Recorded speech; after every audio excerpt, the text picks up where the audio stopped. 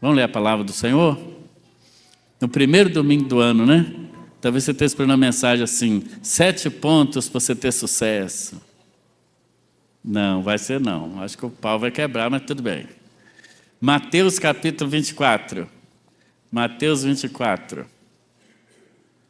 Um alerta para nós no primeiro dia do ano. Depois de tanta distração. Um alerta para a igreja do Senhor. Mateus capítulo 24. Nós vamos ler do versículo 1 até o versículo de número 14. Eu tenho aqui a Bíblia NVI, se quiser projetar aí. Mateus 24, a partir do verso 1 até o versículo 14. Quem encontrou, dá um glória a Deus bem forte. Amém, diz assim a palavra do Senhor. Jesus saiu do templo. Enquanto caminhava, seus discípulos aproximaram-se dele para lhe mostrar as construções do templo. Vocês estão vendo tudo isto? Perguntou ele.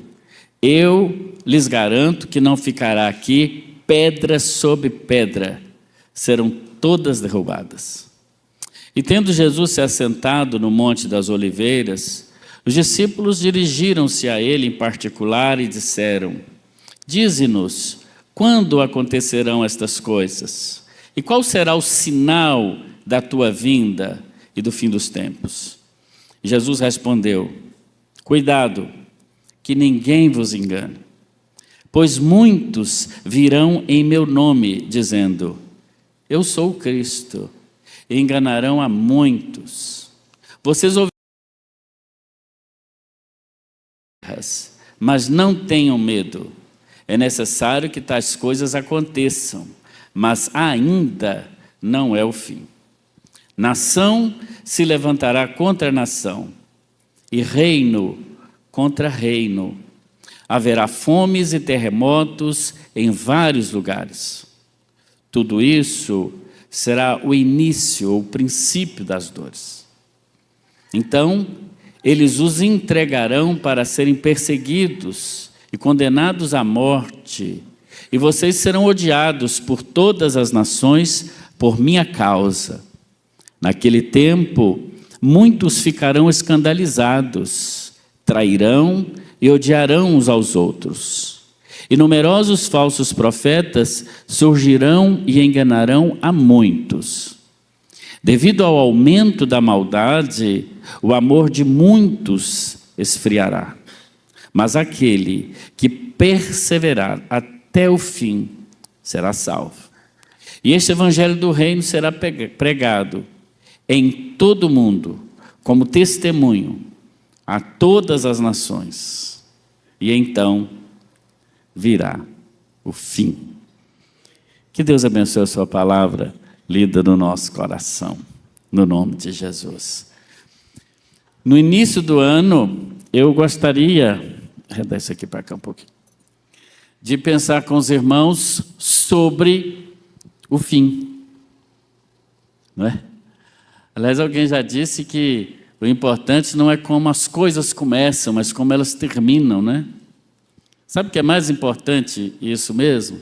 Já viram um empregado, quando começa no emprego? Quando ele vem pedir um emprego, ele faz qualquer coisa, né? Você faz isso? Faço. Você faz aquilo? Faço.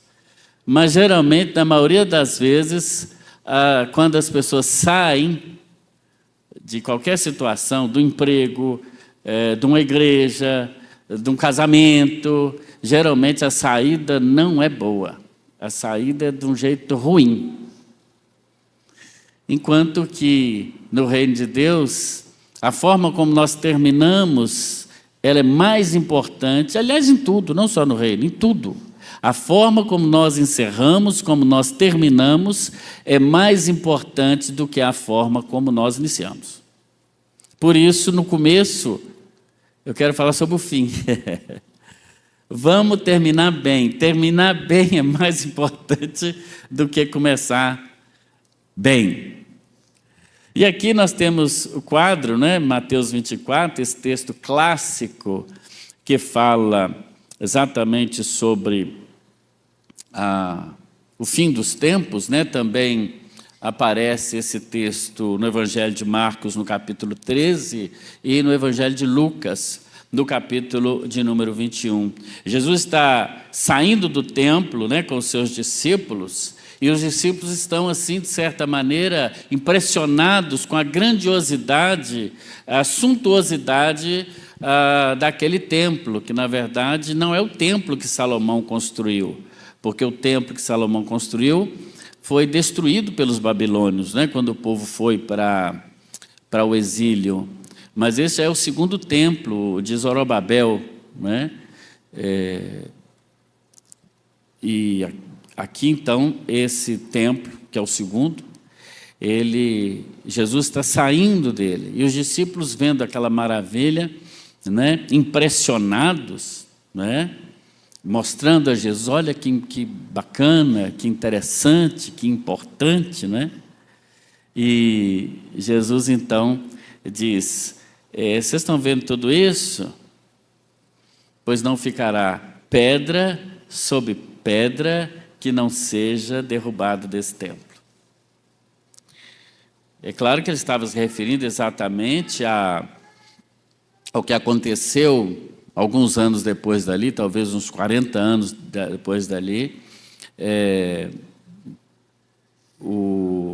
a destruição daquele segundo templo, que até hoje não foi construído. Há alguns judeus que ainda esperam, e até alguns cristãos, que ainda esperam que o terceiro templo seja construído, né?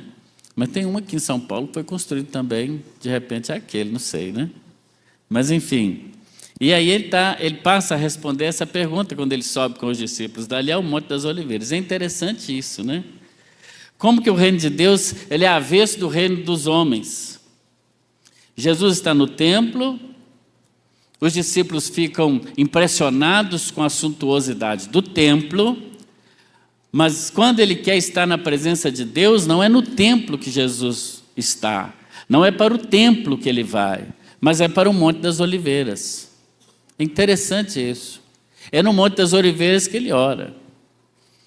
Muito embora, até o pastor Edgar falou agora há pouco, né, que nós estamos na casa de Deus, eu sei que é uma maneira respeitosa de se dirigir a esse lugar, mas na verdade aqui não é casa de Deus não, irmãos. O templo do Espírito Santo é onde? Cadê? Estão também escolarizados. Então, a casa do Senhor somos nós, viu, Davis? Você está achando que isso aqui é bonito assim? Não. Somos nós. E Jesus, quando ele queria ter comunhão com o Senhor, ele ia para o Monte das Oliveiras. Era no monte que ele conversava com o Senhor. Não só no monte, mas também no Evangelho de Mateus, ele aconselha aqueles que querem ter um particular com Deus a entrar no seu quarto, fechar a porta e em secreto falar com o Deus que ouve também em secreto e responde em secreto. Fiquei impressionado com a mensagem do pastor Eli Fernandes. Quem não prestou atenção naquela mensagem devia assistir de novo. Ele fala muito rápido. Eu mesmo fiquei aqui no primeiro banco, acompanhar o raciocínio dele é difícil, eu fico até meio tonto. Eu já sou meio tonto mesmo. Uma mulher fala, você é meio tonto. Hoje mesmo eu já estou também meio tonto. Mas aquele dia eu saí daqui até rodando. Eu tive que ouvir de novo. Que coisa extraordinária que ele pregou. Vou até pregar essa mensagem também. Dar uma melhorada dela. Olha que interessante que ele falou, lembra? Sobre João Batista. João Batista era filho de um sacerdote. O filho do sacerdote, a carreira dele era no sacerdócio. Mas João Batista não vai para o templo. Ele vai para onde? Para o deserto. Porque Deus não estava no templo. Deus estava no deserto. Olha que nunca tinha pensado nisso. Olha que eu leio a Bíblia até bastante. Nunca tinha caído dessa ficha. Que coisa interessante. Como que Deus, na atualidade, ele não se encontra em lugares,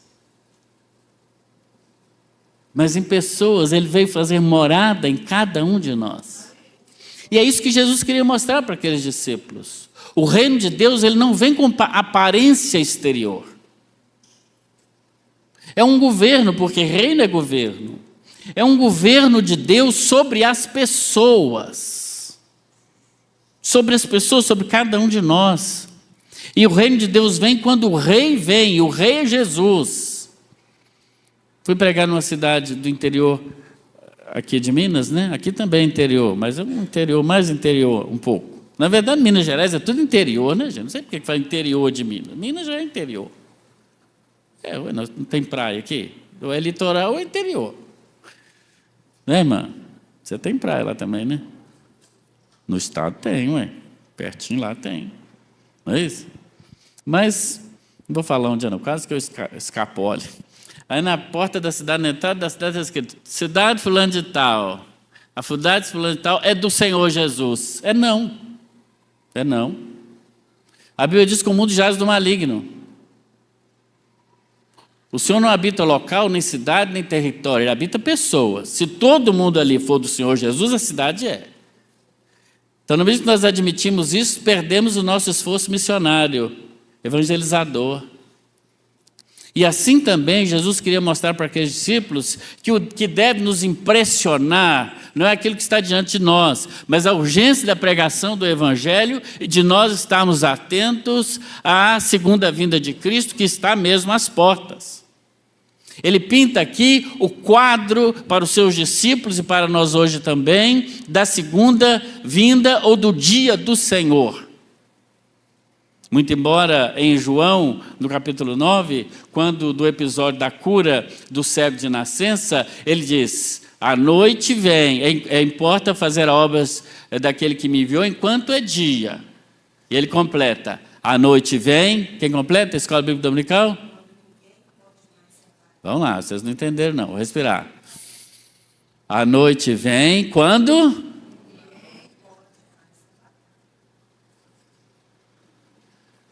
Acho que eu vou ter que pregar mais aqui, você vai ver. Quando ninguém pode trabalhar. João capítulo 9, está aí na sua Bíblia. A noite vem.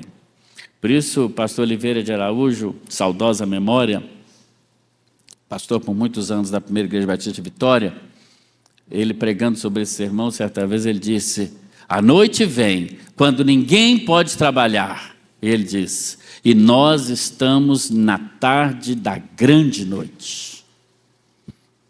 Sabe? Chegando perto. Portanto, é urgente que estejamos atentos às palavras do nosso Senhor Jesus. Podemos dividir esse texto que lemos, esses 14 versículos, em duas partes. Até o versículo de número 5, ou até o versículo 11, mais ou menos, nós vemos Jesus falando do que ele chama do princípio das dores. E depois, até o 25, aquilo que a gente pode chamar de a grande tribulação. Então, dividindo assim esse texto, a gente pode pensar em alguns sinais que esses dois episódios, eles encerram. Por exemplo, no que diz respeito ao princípio das dores, aí está no versículo 5, você fechou sua Bíblia? Abra, por favor. Versículo 5, versículo 11, versículo 24, ele diz assim no 5: pois muitos virão em meu nome dizendo, eu sou o Cristo, e enganarão a muitos. Depois do versículo 11, ele diz assim, e numerosos falsos profetas surgirão e enganarão a muitos. E depois no versículo 24, é assim que o Senhor Jesus se expressa, pois aparecerão falsos cristos e falsos profetas, que realizarão grandes sinais e maravilhas para, se possível, enganar até mesmo os escolhidos. Então, um dos primeiros sinais disso que Jesus chama do princípio das dores é a existência de falsos profetas. Claro que ao longo da história, né, irmãos, nós sabemos, já no tempo ainda em que o cânon do Novo Testamento nem tinha sido fechado ainda, já surgiu, por exemplo, entre os primeiros cristãos, uma heresia chamada gnosticismo. Gnosticismo, o conhecimento pelo conhecimento. Uma das premissas do gnosticismo era dizer que Jesus não tinha vindo em carne. Olha que isso foi uns 30 anos depois do evento Cristo, hein? Jesus não tinha vindo em carne. E por isso que João, numa das suas cartas, ele é o maior combatente dessa heresia. Ele diz: se algum espírito disser que Jesus não veio em carne, seja anátema.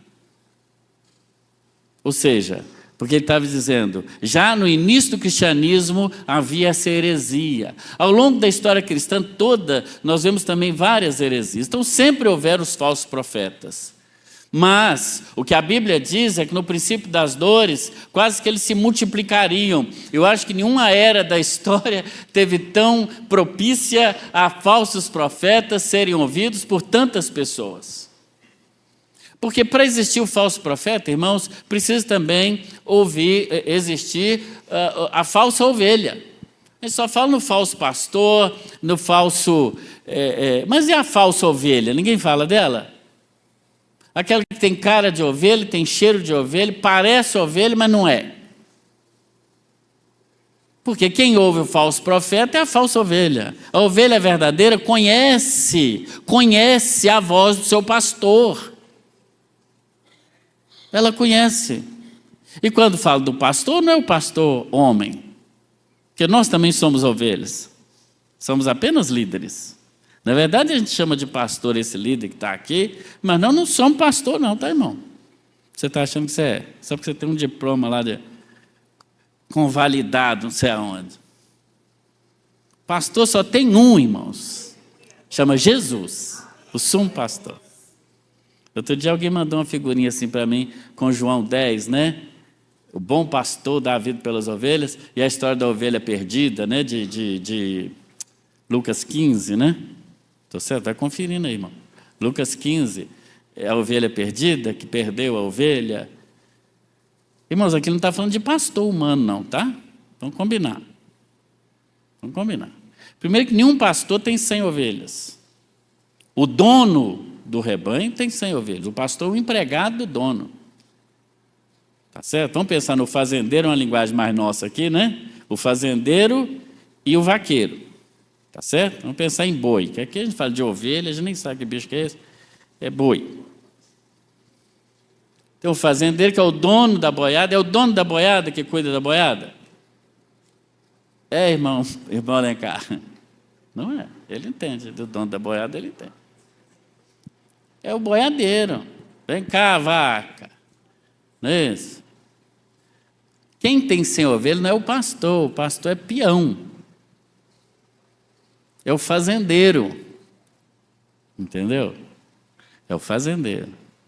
Então a parábola da ovelha perdida diz respeito ao pastor, que é Jesus. Ele é que vai atrás da ovelha perdida. Nós não, até nós estamos meio perdidos. Precisando de uma ovelha vir buscar o pastor. Entendeu, irmãos? Então, para que haja o falso profeta, tem que ter a falsa ovelha que vai ouvir esses incautos, que não conhece a palavra de Deus. Irmão, ser cristão sem conhecer a palavra de Deus, sem ler esse livro santo, não vale a pena. Eu vou dizer a você, não vale a pena. Não vale a pena. Sabe um dom que a gente precisa na igreja hoje? O povo está pedindo muitos dons, né? Dom disso, dom daquilo, dá o dom. Tem gente aí que até diz que se não tiver determinado dom, a pessoa nem é batizada no Espírito Santo. Então, se você não tiver esse dom, você não é. É um crente de segunda categoria. Está na prateleira de baixo.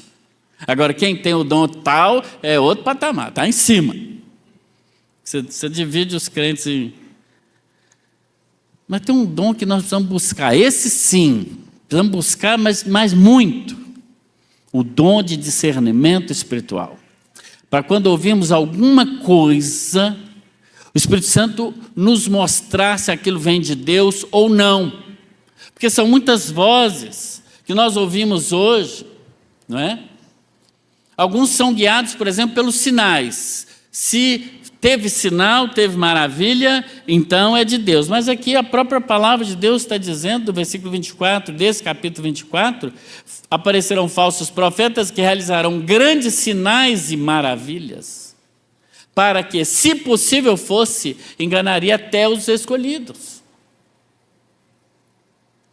Então, sinais e maravilhas também não são necessariamente um carimbo de que aquilo vem de Deus. Como descobrir um falso profeta? Descobrir se ele diz profecias que não se cumprem, porque a profecia bíblica divina, ela se cumpre, ela se cumpriu. Como descobrir alguém que prega, mas não vive o que prega, não tem fruto do Espírito, tem todo o dom do Espírito, mas não tem fruto do Espírito? Amor, benignidade, bondade, domínio próprio, mansidão, não tem. Que dom é esse? O dom só vale se for acompanhado pelo fruto. Fala bem, faz sinais, mas não tem fruto. O que as pessoas em volta dizem a respeito daquelas pessoas? Tem ensinamentos não bíblicos que não passam pelo teste da Bíblia. Pegam textos da Bíblia isolados, fora do seu contexto. Outro dia, ouvindo a rádio, eu gosto de ouvir rádio no carro, né? Eu sou daqueles que gostam de ouvir rádio, e por acaso põe na rádio evangélica, põe na rádio católica também, que eu gosto, que é a... Enfim, não vou fazer propaganda não, mas eu gosto também de ouvir. Nem falar muito, se eu souber de coisa que eu gosto, eu nem vou escandalizar ninguém aqui não. Mas eu gosto da música da Ave Maria, eu acho bonita a música da Ave Maria. 6 horas, a hora que passa a música, eu acho bonito escutar, né? Eu acho bonito. Quem não gosta, quem não gosta. O que eu estava falando mesmo? Fui sair fora do assunto. Ouvindo o irmão lá falando, lá, a pregação era o sacrifício de Isaac, viu, Raimundo? Abraão sacrificando Isaac. E aí não sei que malabarismo teológico, exegético ele arrumou, que ele começou a pedir dinheiro. Você também tem que fazer o sacrifício de Isaac. Falei, não, meu filho, meu Joãozinho, não dou não. Ele facilitou minha vida. Não, dá uma grana aqui que a coisa resolve. Falso profeta, é assim que chama. É assim que chama. O sustento da obra de Deus ele é feito por outras motivações, A motivação da generosidade, a motivação da visão do reino, a motivação, como o pastor mostrou aqui, a casa bonitinha lá, que nós vamos transformar num trem bacana, a motivação do amor ao próximo, não motivação de barganha. Se alguém botou dinheiro aqui hoje para barganhar alguma coisa, no final pode vir aqui pegar, pode levar. Não precisa desse dinheiro aqui. Aqui não estamos trocando nada em troca de nada, absolutamente. Dá quem não quer não dá, e vai abençoado do mesmo jeito para casa e está tudo bem. Quem sustenta a obra, quem sustenta a fazenda, é o dono da fazenda. A vaca dá o leitinho, a ovelha dá a lãzinha, não é? Mas se não quiser dar também, não precisa não. Pregam prosperidade, mas não explicam que a prosperidade é deles próprios. Nada contra quem tem carro do ano, avião. Eu mesmo tenho 3 aviões e uma frota de carro. Tudo bem que é miniatura, está ali no meu escritório, mas falar que eu não tenho, ganhei um ônibus aqui essa semana, cadê? Eu falei do ônibus de papel semana passada, já ganhei um ônibus de ferro. O Gilberto e a Aline me deram. Então já estou mais rico agora ainda, né?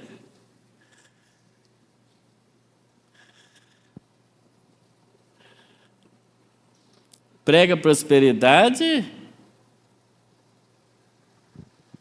e vai para os Estados Unidos, todo mundo quer ir para os Estados Unidos, nada contra, tá, irmão? A África está lá, precisando de missionário. A cada esquina tem uma igreja. Conflitos e estabilidade política, versículo 6. Vocês ouviram falar de guerras, rumores de guerras, mas não tenham medo. É necessário que tais coisas aconteçam, mas ainda não é o fim. Também guerras sempre houveram. Mas talvez nunca com a intensidade que pode ter hoje. O mundo hoje fica abalado. Se o Putin, assim que ele chama, Putin, acordar de mau humor, ligar para o Xi Jinping. São amigos. É Xi Jinping que chama aquele maluco lá da China, né? Ele não está me assistindo mesmo, não sabe falar português. Aí eles ligam para, como é que chama aquele outro lá? Bãozinho também? Tem um bãozinho aí. Esse também. Esse, do cabelo bonito, lá da Coreia do Norte. Liga os três um para o outro, meu filho. O mundo acaba. Aperta um botão lá. Fora a Índia e o Paquistão também, que fica numa briga ali, entre eles ali. Se resolveram fazer uma besteira lá, ainda bem que o Brasil está bem longe, né? Mas não sei não. O Trump agora, o povo já está tudo com medo, né? Aí fica essa confusão. Um mundo dividido. Talvez nunca, potencialmente, uma guerra fosse tão temida quanto no nosso tempo. Sempre teve guerra. Mas agora basta um levantar de mau humor que nós estamos todo mundo vivendo um apocalipse. Os desastres naturais, Mateus 24, 7, né? Nação se levantará contra nação, reino contra reino, fome, terremoto em vários lugares. Ele diz, isso tudo é o princípio das dores. Ou seja, o mundo, o princípio das dores nada mais é do que um mundo que se encontra num estado instável, de instabilidade plena, total. Fora isso, o aumento da iniquidade, versículo 12. Devido ao aumento da maldade, o amor de muitos esfriará. É a apostasia, quer dizer, há um tal aumento de maldade, de coisa errada. Eu não sei vocês. Meu psiquiatra, que eu tenho psiquiatra também, meu filho, eu me cuido. O ministério pastoral, eu ensino para meus alunos do seminário. O ministério pastoral é insalubre.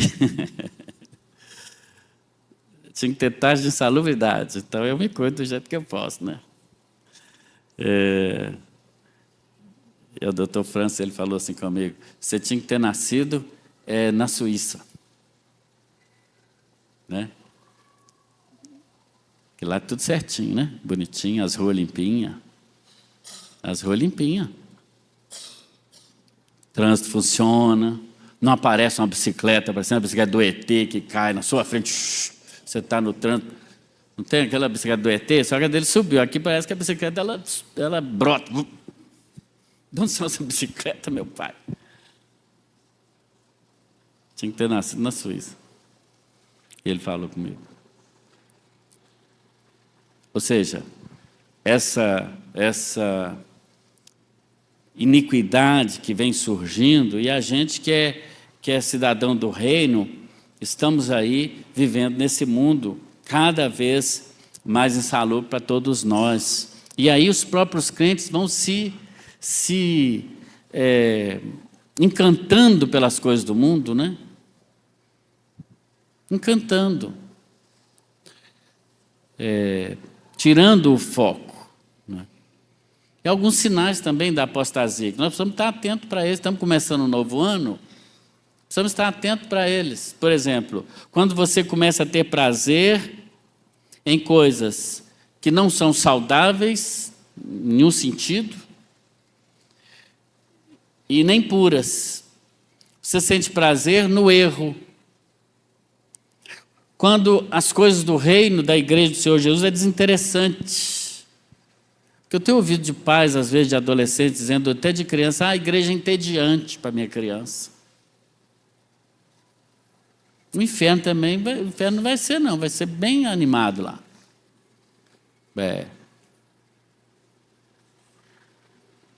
Escorregador de fogo para ele ficar bem feliz lá. Balanço de gilete para ele sentar, uma beleza. Não, a igreja precisa ter... Não, vamos fazer coisa para jovem, vamos chamar o cara que cospe fogo para ele atrair os jovens. Não, se a palavra de Deus não for capaz de atrair alguém, tchau. Que o se surja ainda mais. É isso que a Bíblia diz. A função da igreja não é entreter bode, não, é pastorear ovelhas. Não é?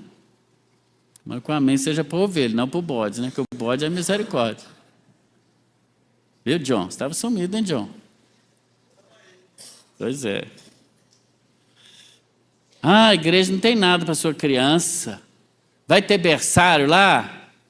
Ué, aqui não é shopping, não, que você leva o menino, põe ele lá no parquinho, paga R$10 lá e... Não, ele tem que sentar do seu lado para ele aprender, ué. Não tem... Quando ele tiver adulto, ele vai querer um parquinho também de adulto. Chamar aqui o... Como é que chama o irmão lá? O John e a Paulinha, para pregar para ele quando ele estiver jovem. Claro que as nossas crianças saem, mas elas estão sendo cultuadas, estão cultuando lá e sendo ensinadas lá, ministradas. Não é um cultinho para tirar as crianças daqui. Mas tem que ter um momento que elas têm que estar aqui também. Ah, meu filho não fica quieto. A não ser que ele tenha algum transtorno, coisa, ok. Mas se não tem, ele vai ficar quieto aí, sim. Por que não? Não tem problema nenhum. Viu, irmão? Você que não tem filho ainda, vai aprendendo aí. A iniquidade e o esfriamento do amor acontece, irmãos, quando nós mudamos. Aí nós vamos mudando o pensamento, as atitudes, aquilo que é errado, que a gente já vai, de tanto aceitar como certo, a gente vai. Então, isso é o princípio das dores. Quando essas coisas elas vão apertando, em algum momento nós vamos experimentando isso. A segunda parte do versículo 26 a 24, já estou caminhando para o final, é o que nós podemos chamar da grande tribulação, né? Nós não lemos o texto, mas é do versículo 26 até o versículo... Aliás, do versículo 12 até o versículo 24. Ele diz assim... Verso 15. Assim, quando vocês virem o sacrilégio terrível, do qual falou o profeta Daniel no lugar santo, quem lê entenda. Os que estiverem na Judéia, fujam para os montes. Quem estiver no telhado de casa, não desça. Quem estiver no campo, não volte para pegar o seu manto. Como serão terríveis aqueles dias para as grávidas, para que estiverem amamentando. Aí, ó. Orem para que a fuga de vocês não aconteça no inverno nem no sábado, porque haverá grande tribulação, como nunca houve desde o princípio do mundo até agora, nem jamais haverá. Bem, sobre a grande tribulação tem várias teorias, não é? Tem aqueles que dizem que esse sofrimento, né, esse tempo de grande sofrimento, sofrimento intenso, né, que é corroborado tanto por Paulo em 2 Tessalonicenses 2:3, quanto pelo apóstolo Pedro, 2 Pedro 3:3-5, alguns dizem o seguinte: vai ter primeiro a grande tribulação, e a igreja vai passar por ela, depois a igreja arrebatada, vem um milênio. Esse é o pré-milenismo. O dispensacionalismo diz assim: a igreja não passa pela tribulação. A igreja será tirada, tribulação, né, por um certo tempo. A igreja será arrebatada secretamente, né? Por isso que eles interpretam esse texto aqui literalmente, né? Um será tomado, outro será deixado. E depois a segunda vinda de Cristo. E o amilenismo, que é aquela ideia que prega que nós já estamos vivendo o período da grande tribulação e já estamos, inclusive, vivendo o período do milênio, que seria o período da primeira vinda de Cristo até a segunda vinda. Nesse caso, então, o milênio não é necessariamente 1000 anos contado no relógio ou no calendário, mas é um período, né? Mesmo porque o único lugar da Bíblia que aparece a ideia de milênio é no Apocalipse, que é um livro profundamente simbólico. E por que só no que diz respeito ao milênio ele seria literal, né? 1000 anos? Mesmo porque o próprio apóstolo Pedro, citando o Salmo, ele diz que 1000 anos para o Senhor é como o dia de ontem que passou. Bem, independente de que você acha, se a igreja vai passar pela tribulação, não vai passar, ou se nós já estamos na tribulação, eu particularmente sou amilenista, então eu creio que já estamos vivendo o tempo de tribulação, porque isso que estamos vivendo não é tribulação, e é claro que ela vai apertar ainda mais, e creio também que já estamos no período do milênio e aguardando a segunda vinda de Cristo. Mas de qualquer maneira, e nós os batistas não fechamos questão quanto a isso, né? Há pastores que são tão uma posição quanto outra, só estou trazendo isso. Mas para dizer o seguinte, o mais importante disso tudo, e todos concordam porque está na Bíblia, é que Jesus um dia vai voltar. Seja antes da tribulação, durante a tribulação, depois da tribulação. Mas um dia, todo olho verá o sinal do Filho do Homem que aparecerá nas nuvens com clangor e grande glória. A trombeta soará, diz o apóstolo Paulo aos Tessalonicenses. Isso é uma verdade que ninguém pode negar. E, portanto, para nós terminarmos bem essa jornada, há algumas lições para nós. Está nos versículos 9 e 14, e com esse texto eu quero concluir essa palavra. A notícia não é muito boa, mas está na palavra de Deus, versículo 9. Então, diz Jesus aos discípulos, eles os entregarão para serem perseguidos e condenados à morte. Posso ouvir um amém? Vocês entenderam? Vou ler de novo. Então eles entregarão vocês para ser perseguido e condenado à morte. Já diminuiu, eu imaginei que diminuiria. Eu não falei de prosperidade, eu não falei de carro novo, eu não falei de um ano cheio de bênção, não falei de um ano cheio de coisas para a sua vida, que você pensar positivo vai vir, puxar energia para o seu lado. Mas estou falando o que está na palavra de Deus. E o que está aqui escrito é isso.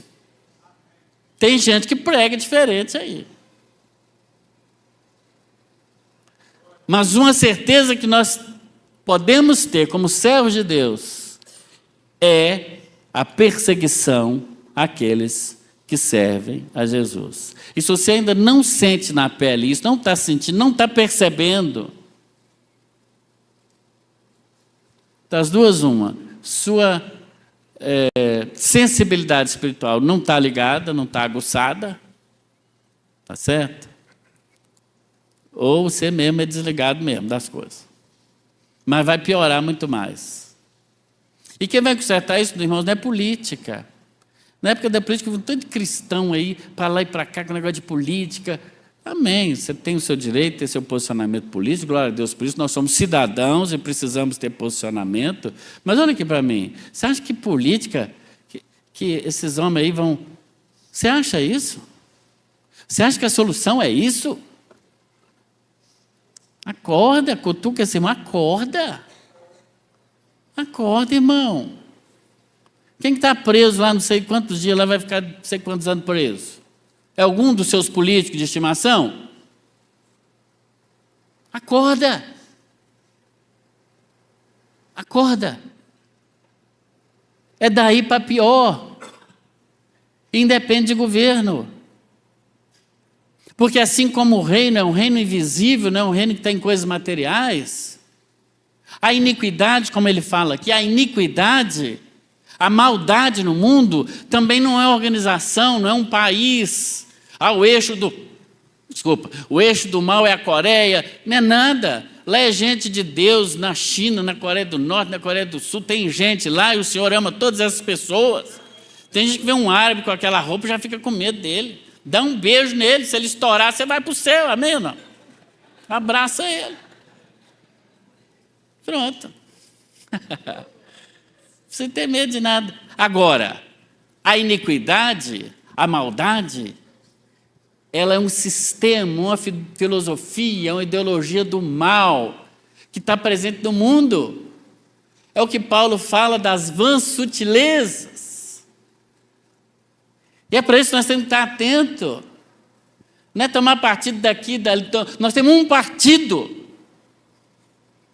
que é o partido de Jesus, que é a palavra de Deus, e tudo que estiver de acordo com a palavra de Deus, nós estamos de acordo, seja o A, o B ou o C, está de acordo com a palavra de Deus, está junto, não está, pode ser quem for, fora. O que vale são os valores do reino, são os valores do céu, porque é para lá que nós vamos. Essa perseguição já tem sido uma realidade em muitas partes do mundo. Mas há alguma coisa maravilhosa no verso 14, quando Jesus diz, e esse evangelho do reino será pregado em todo o mundo, como testemunho a todas as nações. Mundo aqui não é geografia. Mundo aqui é gente, porque se fosse traduzir do grego, a palavra traduzida por mundo aqui, é o mundo habitado. Ou seja, não é um mundo geográfico, mas demográfico, é de gente. E nesse sentido, o evangelho não chegou a todo mundo ainda. Mas nenhuma outra geração que já viveu antes de nós pôde ver esse. Bota o versículo de novo para mim. Hillary, acho que é a Hillary que está lá. Esse versículo que você acabou de colocar. Esse evangelho do reino será pregado em todo o mundo. Todo mundo. Isso é profecia do Senhor, da palavra de Deus. Nenhuma outra geração pôde ver isso se cumprir, senão a nossa. Então, isso mostra que temos hoje um poder bélico, um poder de destruição do mundo como nunca houve. Por outro lado, temos uma tecnologia hoje que qualquer pessoa, em qualquer lugar do mundo, pode ouvir o evangelho. Tendo em vista a tecnologia da internet, principalmente a tecnologia por satélite. Há lugares, por exemplo, na Coreia do Norte, que já se consegue, não sei se é essa a palavra, os entendidos me desculpam, mas sintonizar algum tipo de onda de internet e do evangelho chegar até ele. Eu fico pensando como a nossa mente ela é reduzida, principalmente nós brasileiros.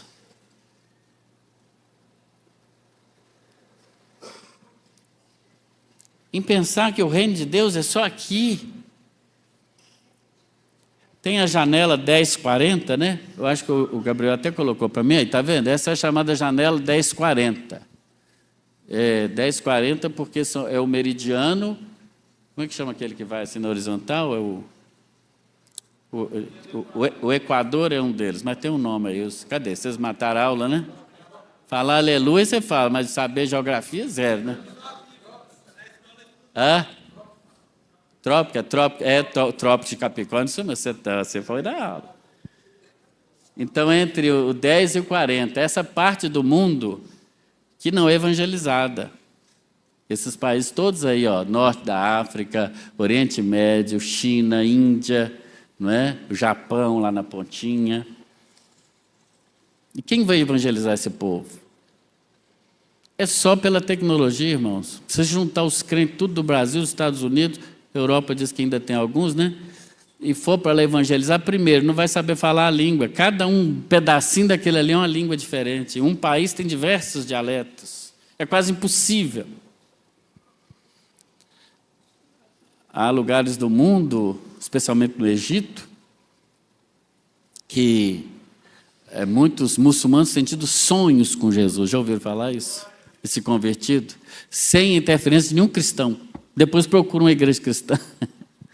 Porque o tempo urge, o tempo está pronto. A igreja não está dando conta, porque nós estamos muito preocupados em fazer nossos eventos, nossos congressos, escolher o secretário, substituto do terceiro coro da igreja. Isso ocupa muito tempo da gente.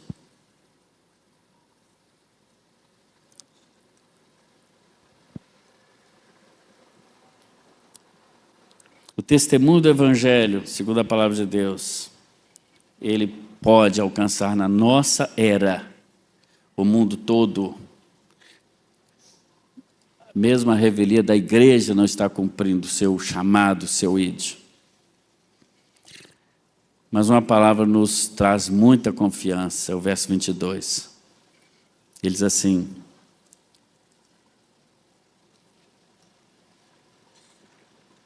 no 22 não. Diz assim: mas aquele que perseverar até o fim, esse será salvo. Aquele que perseverar. Claro que ele não está falando da perseverança para ser salvo, não é, irmãos? Mas é da perseverança, na verdade, a ideia de salvação aqui é a salvação dessa situação. Não é? E ele vai perseverar diante de uma... É o 13, né? Ele vai perseverar não para ser salvo, mas ele persevera porque é salvo. Porque só vai suportar tamanha provação quem de fato for salvo. E olha, eu quero dizer para os irmãos que em muitos lugares, inclusive na janela 1040, muitos missionários perseguidos que já estão vivenciando isso. Eu recebo todos os dias um boletim da Missão Portas Abertas, que nos fala do que está acontecendo no mundo. Cada dia são filhas que são expulsas de casa pelos pais porque se tornaram cristãs. São pastores que são presos e condenados à morte por Jesus. Glória a Deus, mas você não quer ir para lá também, não. Não, eu quero que você vá logo.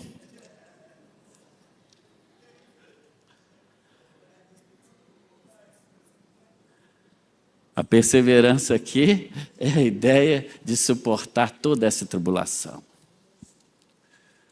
Deixa eu dizer uma coisa para você. Olha para essa cadeira estofada, gostosa que você está aí. Tá bom, não tá? Daria para ficar mais 1 hora aqui, não dá? Ar-condicionado, olha que beleza. Está até sentindo frio, né, irmã? Eu tenho segunda-feira que é minha folga, que eu venho aqui só para o ar-condicionado, cadê o ar-condicionado? Em casa está muito quente, deixa eu ir lá trabalhar um bocado. Olha aqui, está chegando um tempo melhor, viu? Tempo que nós vamos ser presos, perseguidos.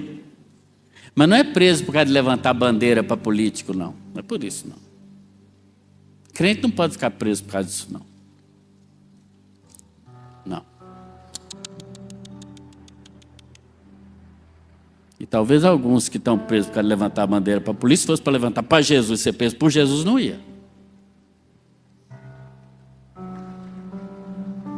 É preso por pegar o evangelho de Jesus. Está chegando o dia. Está chegando.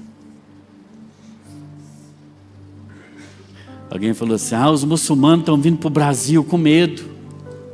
Com medo, porque tem realmente já, principalmente no sul, né? Na divisa lá com... Na tríplice fronteira lá em... Como é que chama aquela cidade lá? Foz do Iguaçu. Muitos muçulmanos, muitos. E o povo com medo, Jairo. Os cristãos com medo. O cristão tem medo. Peça um vírus, o cristão está tudo querendo ir para o céu. Apareceu um vírus, a crentalhada ficou toda doida. Irmão, olha aqui para mim. Para ir para o céu tem que morrer, tá? Não tem outro jeito, não.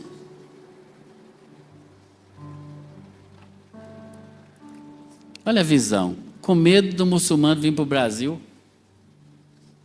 Que bom, porque já que eles não deixam a gente evangelizar eles lá, a gente evangeliza eles aqui, que é a nossa terra, que é nós que manda. Pode vir caminhão, avião cheio de muçulmano. Agora, que fé é essa que nós temos? Será que os filhos dos crentes estão correndo risco de ser evangelizados por muçulmano? Se a gente continuar terceirizando a evangelização dos nossos filhos para a igreja, sim, aí você tem que ter medo. Mas se não, não. Por isso a maneira que nós terminamos, ela é mais importante do que a maneira que nós começamos. Nós estamos começando o ano, glória a Deus, tem muita coisa boa para acontecer. Mas aqui, se Jesus vier, vai ser muito melhor. E nós vamos estar preparados para Ele. A Rádio dos Adventistas tinha uma frase que era assim, vivamos o dia de hoje como se Cristo voltasse amanhã. Eu mudaria, vivamos o dia de hoje como se Cristo viesse agora.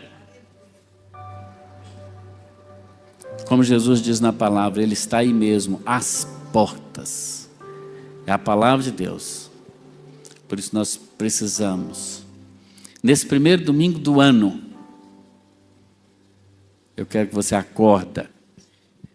Eu quero que você acorde para a realidade do reino, para as coisas de Deus. Deixar um cristianismo de consumo, deixar de lado um evangelismo de elite. Tem igreja aí até com espaço VIP. Você paga mais caro, você vai para o espaço VIP. Quem paga mais caro senta melhor, vê a pista melhor, o palco, já estão chamando isso aqui de palco, que só tem artista.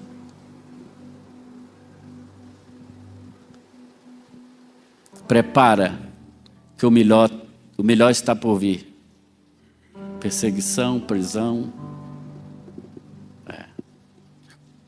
As grávidas, fica atento, você leu ali, né? Você está grávida, não está?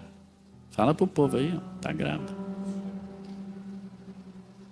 Espera ele nascer primeiro, né? Vamos pedir Jesus. Ou ela, né? É ele?